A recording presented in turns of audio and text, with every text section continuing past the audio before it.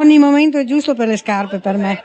Shopping alle 11 di sera. La notte bianca ad Adria è anche questo. Negozi aperti fino alle 4 del mattino, quasi 20.000 persone a passeggiare tra le vie cittadine, musica ad ogni angolo di strada, balli sudamericani e le elezioni di Miss Estate 2010.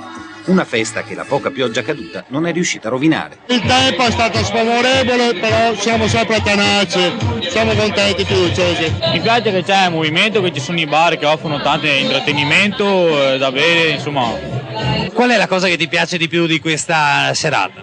La camminata lungo il corso. Perché? Perché è pieno di negozi, le vetrine e tutto. Siamo riusciti, come vedete, a predisporre anche quest'anno un programma sicuramente molto articolato che riempie la nostra città ogni venerdì sera con 10, 15 e questa sera si spera almeno 20.000 persone.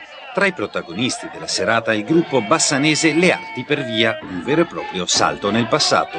Stiamo facendo la piazza del mercato dei primi del Novecento. Rappresentiamo i mestieri di una volta che si svolgevano nella piazza di Bassano. Una serata non solo di shopping e spettacoli. C'è chi ha scelto di visitare l'antica cripta della cattedrale, altri di ascoltare le note dell'organo inaugurato proprio ieri sera dopo 10 anni di restauro.